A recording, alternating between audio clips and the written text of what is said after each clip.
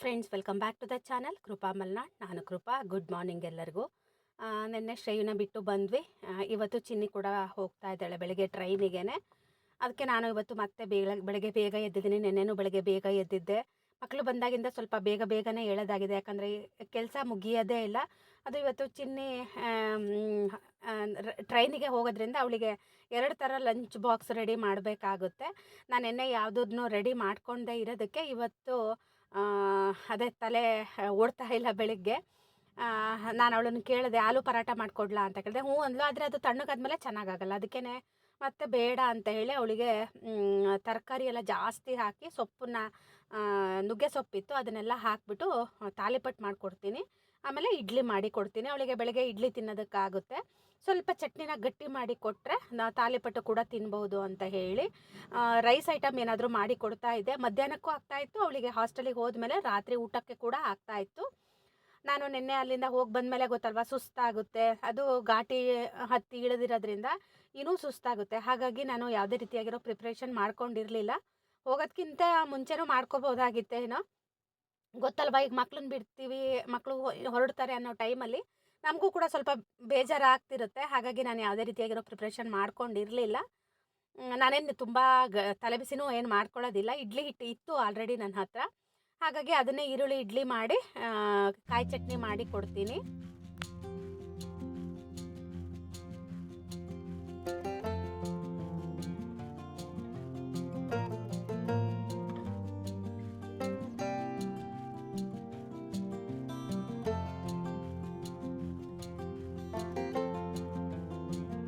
ಈರುಳ್ಳಿ ಇಡ್ಲಿ ಮಾಡೋದ್ರಿಂದ ಕಾಯಿ ಚಟ್ನಿ ಒಂದೇ ಚೆನ್ನಾಗಾಗುತ್ತೆ. ಯಾರಿಗಾದರೂ ಈ ಥರ ದಿಢೀರ್ ಅಂತ ಏನಾದರೂ ಎಲ್ಲರೂ ಹೊರಟಿದ್ದೀರಾ ಅಥವಾ ಏನಾದ್ರು ಬ್ರೇಕ್ಫಾಸ್ಟ್ ಮಾಡಬೇಕು, ನನಗೆ ಸಾಂಬಾರೆಲ್ಲ ಮಾಡೋಕ್ಕಾಗಲ್ಲ ಅನ್ನೋರು ಈ ಥರ ಈರುಳ್ಳಿ ಹಾಕ್ಕೊಂಡು ಇಡ್ಲಿ ಮಾಡ್ಕೊಳ್ಳಿ. ಬೇಕಿದ್ರೆ ಇದಕ್ಕೆ ಕ್ಯಾರೆಟ್ ಮತ್ತು ಕೊತ್ತಂಬರಿ ಸೊಪ್ಪು ಅದೆಲ್ಲದನ್ನು ಹಾಕ್ಬೋದು. ಕೆಲವೊಬ್ಬರು ಗೋಡಂಬಿ ಎಲ್ಲ ಹಾಕಿ ಒಗ್ಗರಣೆ ಕೂಡ ಹಾಕಿ ಮಾಡ್ತಾರೆ. ನಮಗೆ ಬರೀ ಈರುಳ್ಳಿ ಇದು ಇಡ್ಲಿ ಇಷ್ಟ ಆಗುತ್ತೆ. ಸಾಂಬಾರಿಗಿಂತನೂ ಕಾಯಿ ಚಟ್ನಿ ಜೊತೆ ತುಂಬ ಚೆನ್ನಾಗಿರುತ್ತೆ. ಚಿನ್ನಿ ಅದೇ ನನಗೆ ಸೊಪ್ಪುಗಳೆಲ್ಲ ಜಾಸ್ತಿ ಹಾಕಿ ಮಾಡಿಕೊಡು ಅಂತ ಹೇಳಿದ್ಲು. ಸಬ್ಬಸಿಗೆ ಸೊಪ್ಪೇನು ಇರಲಿಲ್ಲ, ಮೆಂತ್ಯ ಸೊಪ್ಪು ಸ್ವಲ್ಪ ಜಾಸ್ತಿ ಹಾಕಿ ಮಾಡಿಕೊಡ್ತಾ ಇದ್ದೀನಿ. ಹಾಗೆಯೇ ತಾಲಿಪಟ್ಟಿಗಾಗಲಿ ಮತ್ತು ಆಲೂ ಪರಾಟ ಮಾಡಬೇಕಿದ್ರೆ ಈರುಳ್ಳಿನ ನೀವು ಈ ಥರ ತುರಿದು ಹಾಕಿ, ಆವಾಗ ನಿಮಗೆ ತಟ್ಟೋದಕ್ಕೆ ಈಸಿಯಾಗಿ ಬರುತ್ತೆ.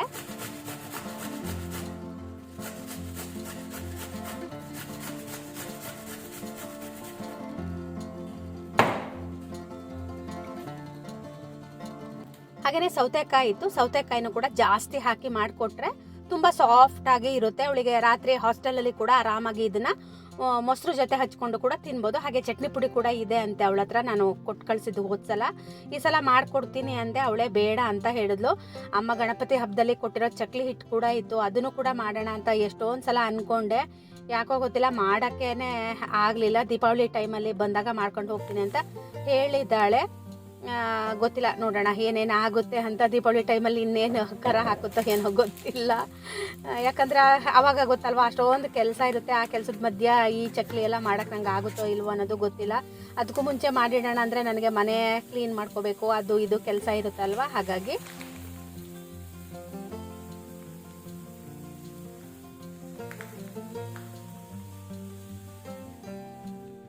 ತಾಲಿಪಟ್ಟಿಗೆ ನಾನು ಅನ್ನನ ಮತ್ತು ಅಕ್ಕಿ ಹಿಟ್ಟನ್ನ ಹಾಕಿ ಮಿಕ್ಸಿ ಮಾಡಿದ್ದೀನಿ. ಅದಾದ ನಂತರ ಅರ್ಶಿನದ ಪುಡಿ, ಅಚ್ಕಾರದ ಪುಡಿ ಹಾಕ್ತಾ ಇದ್ದೀನಿ. ಆನಂತರ ಕೊತ್ತಂಬರಿ ಸೊಪ್ಪು, ಕರಿಬೇವು ಎಲ್ಲದನ್ನು ಹಾಕಿ ಈ ಥರ ಚೆನ್ನಾಗಿ ನಾದ್ಕೊತಾ ಇದ್ದೀನಿ. ಇದಕ್ಕೆ ನೀರೇನು ನಾನು ಹಾಕೋದಿಲ್ಲ, ಯಾಕಂದರೆ ಸೌತೆಕಾಯಲ್ಲೇ ನೀರಿನ ಅಂಶ ಇರುತ್ತಲ್ವ. ಹಾಗಾಗಿ ಅನ್ನ ಮತ್ತು ಅಕ್ಕಿ ಹಿಟ್ಟನ್ನ ಈ ಥರ ಮಿಕ್ಸಿ ಮಾಡಿ ಹಾಕೋದ್ರಿಂದ ನಾದೋದಕ್ಕೆ ತುಂಬ ಈಸಿಯಾಗಿ ಬರುತ್ತೆ. ಕೆಲವೊಬ್ರು ಅನ್ನ ಹಾಕಿದ್ರೆ ಮುಸ್ರೆ ಅಂತ ಹೇಳ್ತೀರಾ, ಅನ್ನೋರು ನೀವು ಬರೀ ಅಕ್ಕಿ ಹಿಟ್ಟಿಗೆ ಇದೆಲ್ಲ ತರಕಾರಿಗಳನ್ನ ಹಾಕೊಂಡು ಮಾಡಿಕೊಂಡ್ರು ಕೂಡ ಚೆನ್ನಾಗಿರುತ್ತೆ.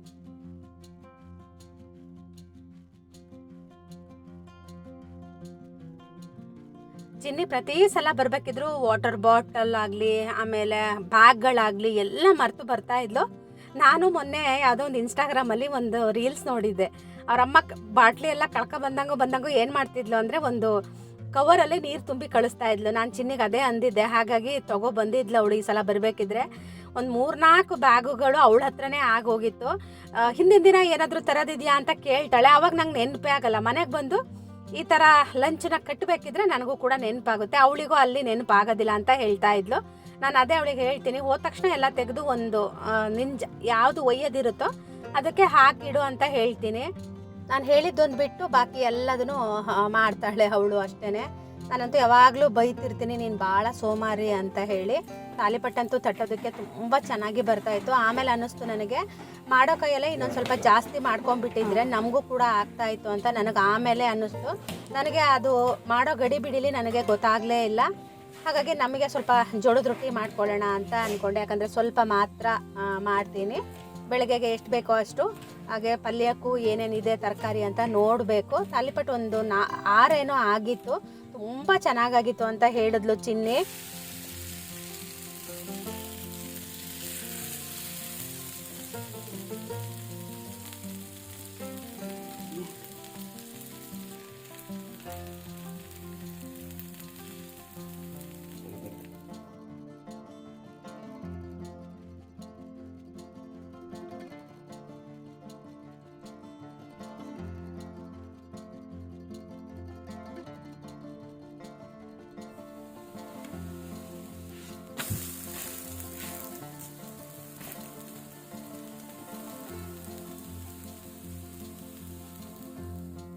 ಇವತ್ತು ಒಂದು ಎಡವಟ್ಟು ಏನು ಮಾಡಿದೆ ಅಂದರೆ, ಅದು ಕೆಳಗಡೆ ಒಂದು ಇರಿಕೆ ಅಂತ ಇರುತ್ತೆ, ಸ್ಟೀಲಿಂದಿದೆ ನನ್ನ ಹತ್ರ.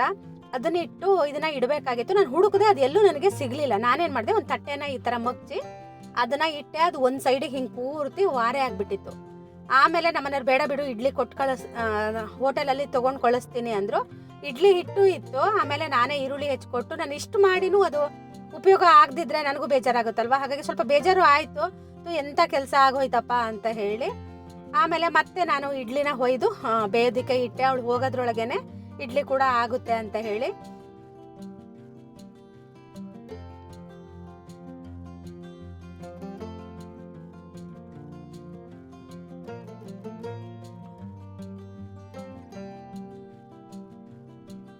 ಆ ಇಡ್ಲಿ ಏನೂ ಆಗಿರಲಿಲ್ಲ, ತಣ್ಣಗಾದ್ಮೇಲೆ ಚೆನ್ನಾಗಾಗಿತ್ತು. ನಾನು ಮಧ್ಯಾಹ್ನ ಅದನ್ನೇ ತಿಂದೆ.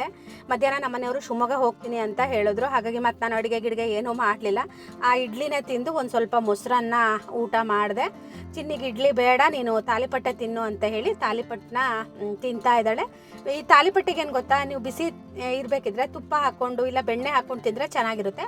ಅವಳು ತುಪ್ಪ ಬೆಣ್ಣೆ ಎರಡೂ ತಿಂದೇ ಇರೋದಕ್ಕೆ ಅವಳು ಕಾಯಿ ಚಟ್ನಿನೇ ಹಾಕ್ಕೊಂಡು ತಿಂತಾಯಿದ್ಲು. ಕಾಯಿ ಚಟ್ನಿನೂ ಅಷ್ಟೇ ತುಂಬ ಚೆನ್ನಾಗಾಗುತ್ತೆ. ನಮ್ಮ ಮನೆಯವ್ರಿಗೆ ಆದರೆ ಕಾಯಿ ಚಟ್ನಿಗಿಂತನೂ ಅವ್ರಿಗೆ ಕಾಯಿ ಬಜ್ಜಿ ಇಷ್ಟ ಆಗುತ್ತೆ. ನೋಡಿ, ಹಿಂಗೆ ಮಾತಾಡೋದ್ರೊಳಗೇ ಇಡ್ಲಿ ಕೂಡ ಬೆಂದೇ ಹೋಯ್ತು. ಒಂದು 20 ಮಿನಿಟ್ಸಲ್ಲೆಲ್ಲ ಬೆಂದ್ಬಿಡುತ್ತೆ. ಮತ್ತು ಇವತ್ತು ಒಂದು ಖುಷಿ ಸುದ್ದಿ ಕೂಡ ಇತ್ತು. ಏನಪ್ಪ ಅಂದರೆ, ಚಿನ್ನಿಗೆ ಬೆಳಗ್ಗೆ ಈಗ 7:15 ಟ್ರೈನ್ ಅಲ್ವಾ. ನೆಕ್ಸ್ಟು ಇನ್ನು ಬರಬೇಕಿದ್ರೆ ಚಿನ್ನಿಗೆ 6 ಗಂಟೆಗೇನೋ ಟ್ರೈನ್ ಹೊರಡೋದಂತ ಇಲ್ಲಿಂದ. ನಮಗೆ ಅದೊಂದು ಖುಷಿ ಅಂತ ಅನ್ನಿಸ್ತು. ಯಾಕಂದರೆ ನೆಕ್ಸ್ಟು ಅವಳು ಅರ್ಧ ಬೇಗ ಹೋಗ್ಬಿಡ್ತಾಳೆ. 1 ಗಂಟೆ 1:15 ಒಳಗೆ ಹೋದರೆ ಮಧ್ಯಾಹ್ನ ಕಾಲೇಜ್ ಕೂಡ ಅಟೆಂಡ್ ಮಾಡ್ಬೋದು ಅಂತ ಹೇಳಿದ್ಲು. ಅದೊಂದು ಖುಷಿ ಸುದ್ದಿ ನಮಗೆ. ಹಾಗೆ ಲಂಚ್ ಬಾಕ್ಸ್ ಎಲ್ಲ ರೆಡಿ ಮಾಡಿದ್ರು ಅವ್ರ ಡ್ಯಾಡಿ, ನಾನು ಎಲ್ಲ ಮಾಡಿ ಕೊಟ್ಟೆ. ಹಾಗೆ ಚಿನ್ನಿ ಕೂಡ ಹೊರಟ್ಲು. ಇವತ್ತು ಮನೆ ಖಾಲಿ ಅನಿಸುತ್ತೆ. ಒಂದು 8-10 ದಿನ ಆಗಿತ್ತು ಮನೆ ಗಿಜಿ ಅಂತ ಇತ್ತು. ಇವತ್ತು ಸ್ವಲ್ಪ ಬೇಜಾರು ಆಗುತ್ತೆ, ಏನು ಮಾಡೋಕ್ಕಾಗಲ್ಲ. ಹಾಗಂತ ಮಕ್ಕಳನ್ನ ನಮ್ಮ ಜೊತೆಗೆ ಇಟ್ಕೊಳ್ಳೋದಕ್ಕೂ ಬರೋದಿಲ್ಲಲ್ಲ. ಬರಬೇಕಿದ್ರೆ ಇರೋ ಖುಷಿ ಹೋಗಬೇಕಿದ್ರೆ ನಿಜವಾಗ್ಲೂ ಇರೋದಿಲ್ಲ. ತುಂಬ ಒಂಥರ ಬೇಜಾರು ಥರ ಅನ್ನಿಸ್ತಿರುತ್ತೆ. ಯೂಶ್ವಲಿ ನಾನು ಹೋಗ್ತಾ ಇದ್ದೆ ಯಾವಾಗಲೂ. ಇವಾಗ ನಮ್ಮ ಮನೆಯವ್ರು ಮತ್ತು ಊರಲ್ಲಿ ಅವ್ರಿಗೆ ಕೆಲಸ ಇರುತ್ತಲ್ವ, ಹಾಗಾಗಿ ನನ್ನನ್ನು ಕರ್ಕೊಂಡು ಹೋಗೋದಿಲ್ಲ.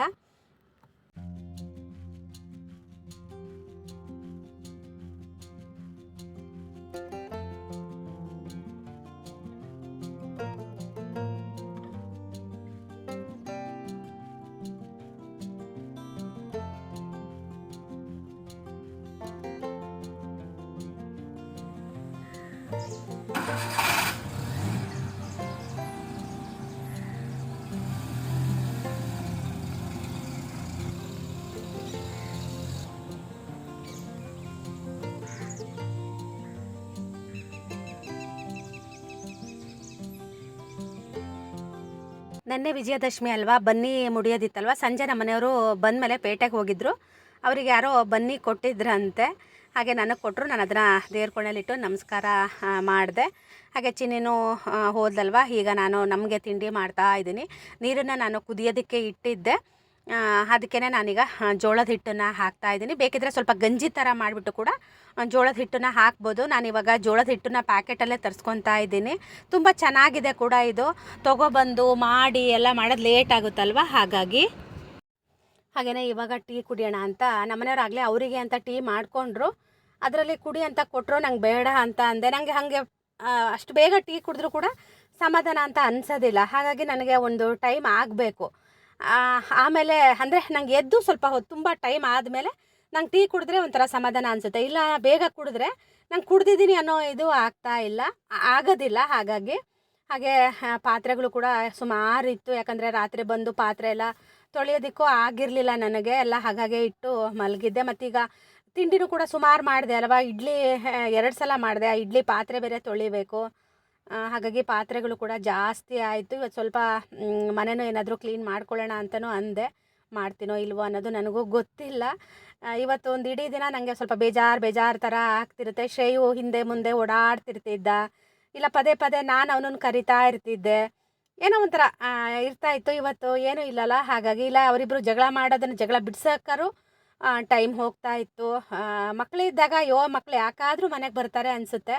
ಮಕ್ಕಳು ಹೋದ್ಮೇಲೆ ಗೊತ್ತಾಗೋದು ನಾವು ಎಷ್ಟು ಅದನ್ನು ಮಿಸ್ ಮಾಡ್ಕೊತೀವಿ ಅಂತ ಹೇಳೋದು. ಹಾಗೆ ಈಗ ನಾನು ಟೀನ ಮಾಡ್ಕೊತಾ ಇದ್ದೀನಿ.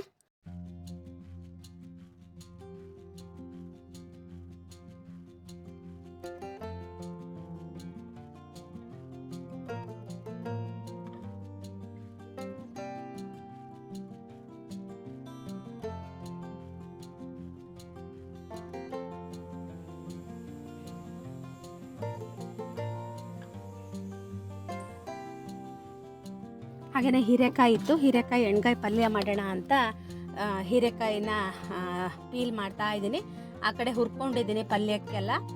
ಪಲ್ಯದ ಪುಡಿ ಕೂಡ ಇದೆ. ಆದರೆ ನನಗೆ ಫ್ರೆಶ್ ಆಗಿ ಹುರಿದು ಮಾಡ್ತೀವಲ್ವ, ಅದು ಒಂಥರ ಚೆನ್ನಾಗಿ ಅನಿಸುತ್ತೆ. ಮತ್ತು ಅದು ಹೋಳು ಬದನೆಕಾಯಿ ಪಲ್ಯ ಅಂತ ಮಾಡ್ತಾರಲ್ವ, ಅದೇ ನಾನು ಹೀರೆಕಾಯಲ್ಲಿ ಮಾಡ್ತೀನಿ, ಚೆನ್ನಾಗಾಗುತ್ತೆ. ಇದೇ ಥರ ನೀವು ಹಾಗಲಕಾಯಲ್ಲಿ ಕೂಡ ಮಾಡ್ಬೋದು. ಆವಾಗ ಹಸಿ ಮೆಣಸಿನ ಬದಲು ನೀವು ಅದು ಒಣ ಮೆಣಸು ಅಂದರೆ ಒಣ ಖಾರ ಇರುತ್ತಲ್ವ, ಅದನ್ನು ಹಾಕಿದ್ರೆ ಚೆನ್ನಾಗಾಗುತ್ತೆ.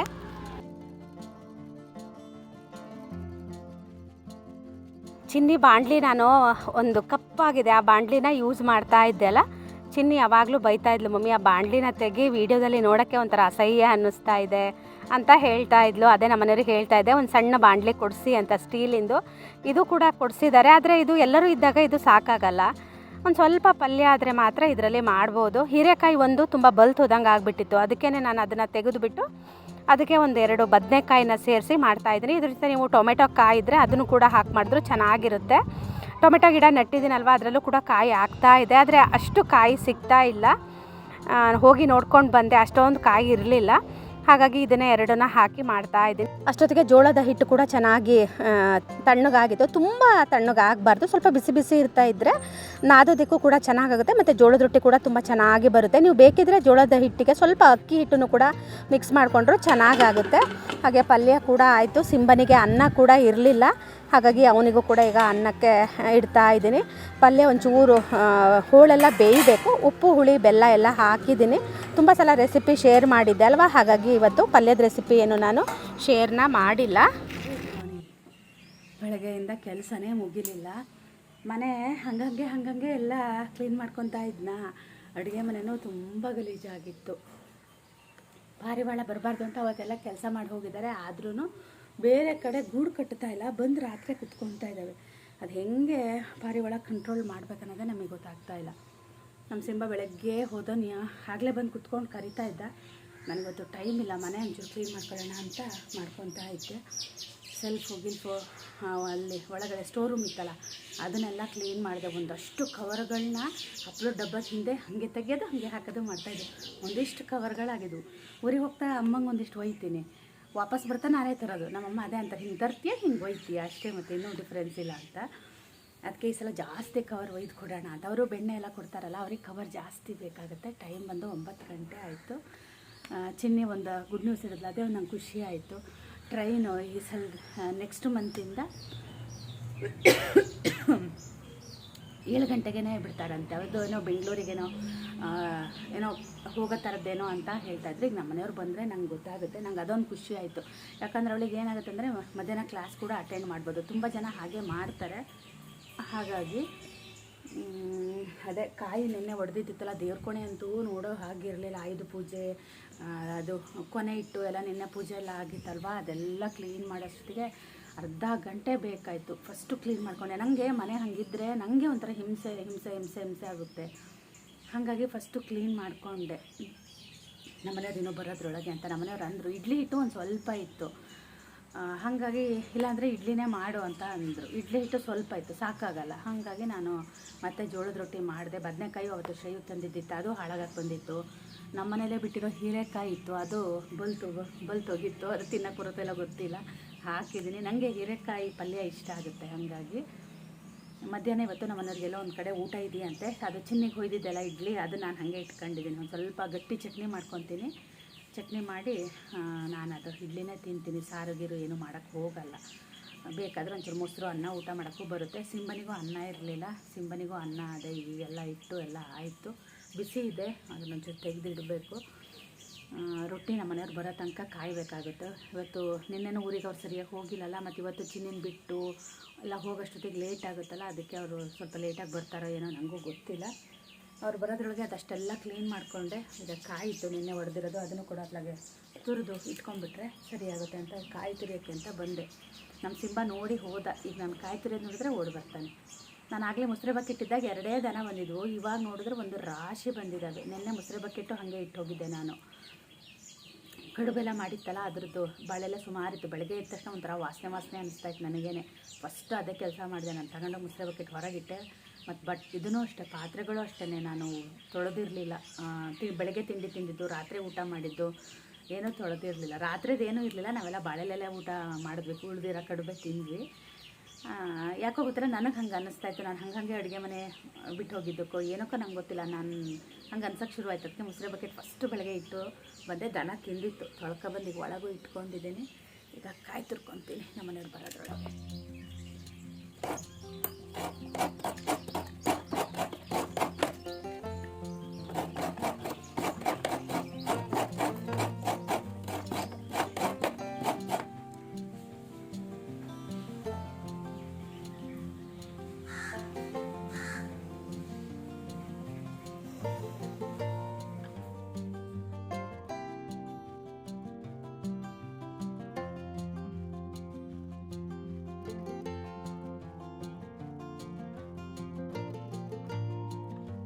ನಮ್ಮನೆಯವ್ರು ಬರೋ ಸ್ವಲ್ಪ ಲೇಟ್ ಆಗಿತ್ತು. ಹಾಗಾಗಿ ನಾನು ಹೊರಗಡೆ ಕಟ್ಟೆ ಕೂಡ ನಾನೇ ತೊಳ್ಕೊಂಡು ಒಳಗಡೆ ಬಂದೆ.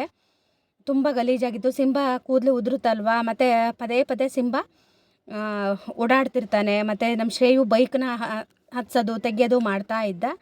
ಹಾಗಾಗಿ ಕಟ್ಟೆ ತುಂಬ ಗಲೀಜಾಗಿತ್ತು. ಅದಕ್ಕೇ ಕಟ್ಟೆನ ತೊಳೆದ್ಬಿಟ್ಟು ಬಂದೆ. ಹಾಗೆ ಕೊಬ್ಬರಿ ಎಣ್ಣೆ ಕೂಡ ಖಾಲಿಯಾಗಿತ್ತು, ಅದನ್ನು ತೋಡ್ಕೊಬಂದು ಇಟ್ಟಿದ್ದೆ. ರೊಟ್ಟಿ ಬಿಸಿ ಮಾಡಬೇಕಿದ್ರೆ ಆ ಹಂಚಿನ ಪಕ್ಕ ಇಟ್ಟರೆ ಅದು ಕರಗುತ್ತೆ. ಒಂದಿನ ಬಿಸಿಲಿಗೆ ಇಡಬೇಕು. ಈ ಸಲ ಕೊಬ್ಬರಿ ಎಣ್ಣೆ ಯಾಕೋ ಗೊತ್ತಿಲ್ಲ ಅಷ್ಟು ಚೆನ್ನಾಗಿ ಇರಲಿಲ್ಲ ನಮ್ಮದು. ನಾನು ಮಾಡಿಸಿರೋದು ಚೆನ್ನಾಗಿತ್ತು, ಇದು ಅಮ್ಮ ಮಾಡಿಸಿರೋದು. ಅವ್ರು ಯಾರಿಗೋ ಕೊಡಬೇಕಾಗಿತ್ತು ಅಂತೇಳಿ ನನ್ನ ಹತ್ರ ಇರೋದನ್ನ ಇಸ್ಕೊಂಡ್ರು. ಇದು ಯಾಕೋ ಅಷ್ಟು ಚೆನ್ನಾಗಿರಲಿಲ್ಲ, ಸ್ವಲ್ಪ ಕೆಂಪು ಬಂದಿತ್ತು, ಒಣಗಿದ್ದು ಜಾಸ್ತಿ ಆಗಿತ್ತು, ಏನೋ ಅಂತ ಗೊತ್ತಿಲ್ಲ. ಆದರೆ ವಾಸನೆ ಏನೂ ಇರಲಿಲ್ಲ, ಸ್ವಲ್ಪ ಕೆಂಪಿತ್ತು. ಅದೇ ಅಮ್ಮಂಗೆ ಅಂತ ಇದ್ದೆ, ಇನ್ಮೇಲೆ ನಾನು ಮಾಡಿಸಿದ್ದು ನನಗೆ, ನೀ ಮಾಡಿಸಿದ್ದು ನಿಂಗೆ ಅಂತ ಹೇಳ್ತಾ ಇದ್ದೆ ನಾನು. ಹಾಗೆಯೇ ಜೋಳದ ರೊಟ್ಟಿ ಕೂಡ ತುಂಬ ಚೆನ್ನಾಗಿ ಬರುತ್ತೆ. ಏನಾಗುತ್ತೆ ಅಂದರೆ ಜೋಳದ ರೊಟ್ಟಿ ನಿಮಗೆ ಮಾಡಬೇಕಿದ್ರೆ ತುಂಬ ದೊಡ್ಡದಾಗಿ ಕಾಣುತ್ತೆ, ಅದು ಬೆಂದ ನಂತರ ಸ್ವಲ್ಪ ಸಣ್ಣದಾಗುತ್ತೆ.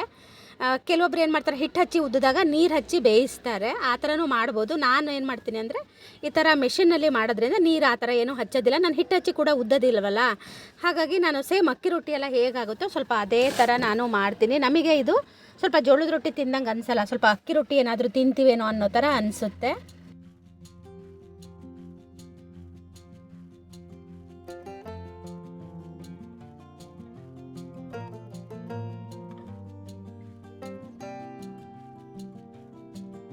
ಚಿನ್ನಿ ಚಪ್ಪಲ್ಗಳು ನೋಡಿ, ಎಷ್ಟೊಂದು ಚಪ್ಪಲ್ಗಳನ್ನ ತಂದಿಟ್ಟಿದ್ದಾಳೆ. ಎಲ್ಲ ಒಂದೊಂದು ಹರಿದು ಹೋಗಿದೆ ಅಷ್ಟೇ. ಅದೇ ಇದನ್ನೆಲ್ಲ ನಾನು ಒಂದು ಸಲ ಶಿವಮೊಗ್ಗ ಹೋಗಬೇಕಿದ್ರೆ ಒಯ್ದು ಹೊಲಿಸ್ಬೇಕು.